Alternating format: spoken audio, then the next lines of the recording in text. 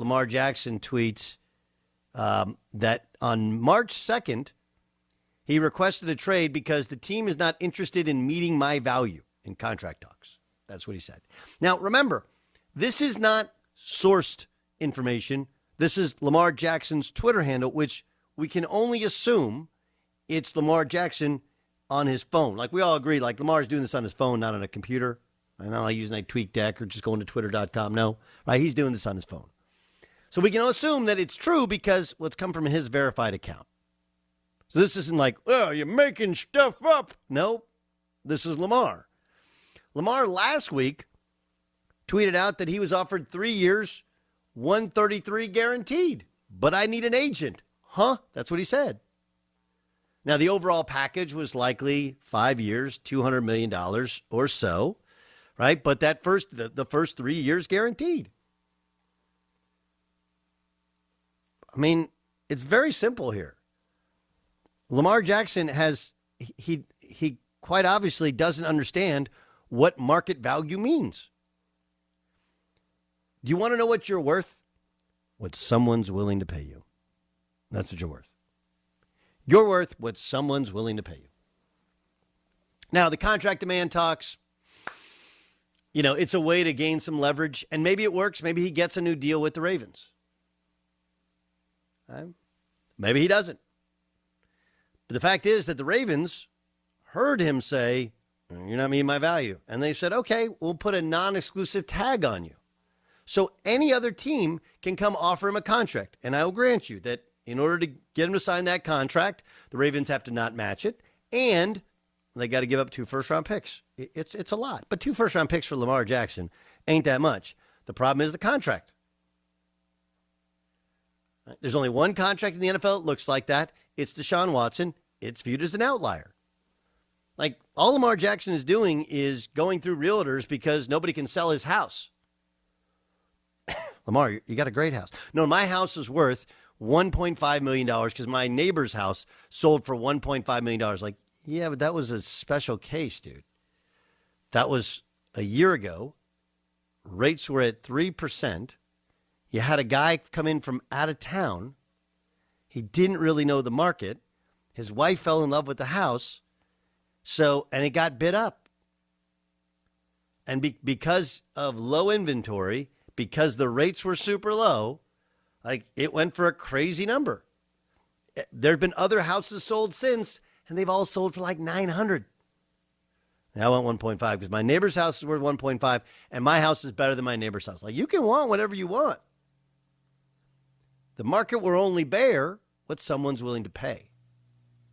When I was in Connecticut at ESPN, my kids were little, and they were taking piano lessons, and my home at the time had like a sitting room, which I never really understood, like the sitting room.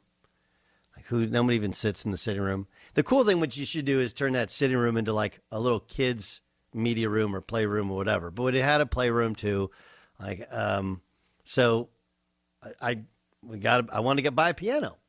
And a buddy of mine that I used to play pickup ball with was, honestly, his job was he was a wholesale art dealer. And he comes up to me, he's like, you've been looking for a piano, right? I said, yeah. I said, nothing crazy nice, just, something you can get tuned up and can be good and they can learn on, just be great. It's kind of like a piece of art. And I knew that, like pianos are one of those things, they're really hard to move because, one, people don't have house setups that fit them, and two, they just kind of collect dust for most people's homes. So he said, I got a buddy who knows a guy. Well, this is my favorite type of. They own a shop in Boston.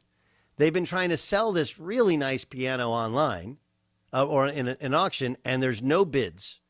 And if by the end of today there's no bids, like what's it called? Do you guys know what it's called? Like where the lowest possible bid you can have? I forget what that's called. There's a term for it. Anyway, if it doesn't hit that lowest possible bid, like they'll pull it off. And I think the lowest possible bid was like $2,500. So sure enough, the day passes by and nobody makes a bid on this piano. So I call the owner. He's an older man, and he goes on and on about the piano. and says, look, in the 1930s, there was Steinway and there was this brand, and this brand is the American brand, and it was the biggest brand of piano, and it's been tuned, and it's great, and it's in their shop, and they're selling their shop, and they're closing up, they're retiring, they're moving to Florida, but he wants to get appropriate value for the piano. And he said it's worth $10,000. And my response was, sir, all due respect, I don't know the piano market well. I'm very new to this, right? But I do know that you had it up for auction on a site that, a national site that sells pianos. $2,500 was the low end, and nobody offered $2,500, correct? I said, yeah, well, there's this. I said, your piano is worth what someone will pay, and no one's willing to pay $2,500. How do you come up on the value of $10,000? Well, I've had piano guys look like, if no one's willing, it's for $10,000, you can have it, and nobody has offered up $2,500. It's not worth $10,000. That's what Lamar Jackson is going through here. He's like, look, Deshaun Watson, 5-year guaranteed contract. He's had 2 ACLs. I've never had one. We've won the same number of playoff games. I've won an MVP. He hasn't. He's got all this women's stuff. I got nothing off the field. My value is 5 years guaranteed $250 million, or at least 231 if he's making 230. That's my value. And the Ravens are sitting there going like, bruh, we put no cap, no value on you, but no one has offered you that deal. Reserve is the name. Reserve is the word. And I did not. I'm sure I'm getting tweets about it. I'm not up on Twitter right now. Reserve is the term. Like, the reserve is 3 for 133. That's the reserve. He continued in his tweet, I love the game of football. My dream is to help a team win a Super Bowl. The Ravens fans are great, but I had to make a business decision that was best for my family and I. No matter how far I go, where my career takes me, I continue to be close to my fans of the Baltimore Flock Nation and the entire state of Maryland. You'll see me again. Like, this is like, I ain't playing for you guys again because they wouldn't meet my value. You're worth what someone's willing to pay. Please don't believe for 1 second this Ravens don't want him. No, they want him. They offered him a ton of money. The Ravens haven't supported him, haven't surrounded him with talent. Well, that's not true either. Right? I mean, just not true at all. Right? You're like, well, who have they signed? You can't sign free agent wide receivers. One, they're not on the market. The good ones aren't on the market. Secondly, most of them don't want to come play for the Ravens because they run the football so much. So, all right, well you got to. They drafted Rashad Bateman in the first round, Tyler Wallace in the 4th round, J.K. Dobbins 2 years ago. They drafted in the 2nd round. Super talented back, running it, catching it. He got hurt his first year. Year before that, they drafted Marquise Brown in the 1st round, Miles Boykin in the 3rd round. Oh, yeah, by the way, they drafted Hayden Hurst the same year they drafted Lamar Jackson and Mark Andrews. And Mark Andrews, they paid more than any tight end in the National Football League. So to any and all of people who are claim to be the media, stop with they haven't given him weapons. They signed his left tackle to more money than anybody in the league. Ronnie Stanley got hurt. They drafted a pass-catching, incredible talent at running back. They drafted 2 first-round draft pick wide receivers while he's the starting quarterback. They paid the tight end more money than, at the time, any tight end the NFL had made. And, oh, yeah, by the way, they built a great defense to help get him to the playoffs where he didn't particularly play well. And Greg Roman's offense, same offense that he became an MVP in, they ushered him out the door because Lamar didn't like playing in that style anymore. He wants to show he's a pro-style quarterback. Like, dude, we did everything we could do, and we offered you going rate Josh Allen money, and you turned it down. Don't tell us. You have been lied to so many times as fans. We'll talk about this on the podcast, but so many of these reporters are really good guys, but when they report, they carry the water for agents and for players because it's their only way of getting information. They got to carry the water.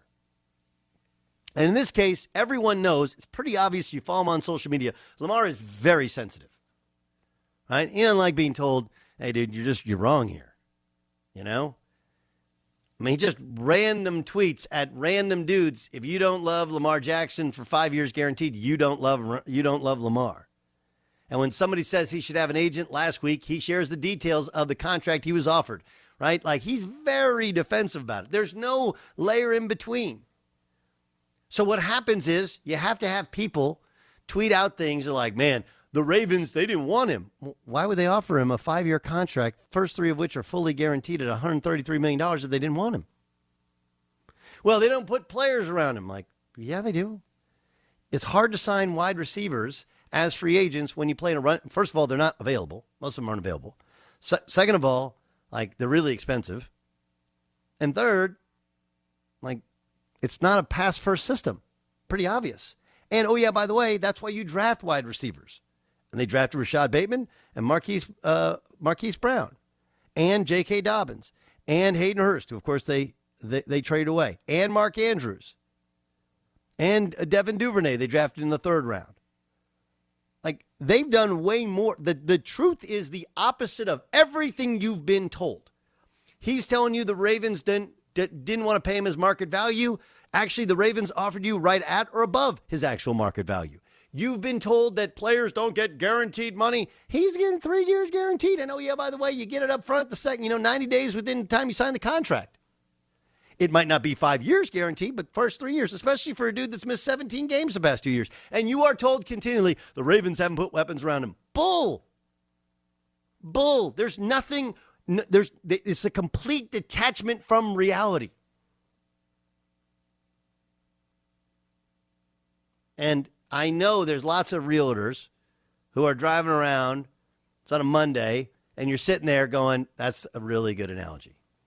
Is that somebody's sitting there listing their house. One of their clients listed their house for way, way too much money because that's what somebody else got, right after COVID. Rates were crazy low. There was a buying frenzy, and you're like, oh, dude, that house next to me went for some crazy number. I want that crazy number. My house is better. Like, that's great. The market won't bear that. You're worth what somebody will pay you. Business 101.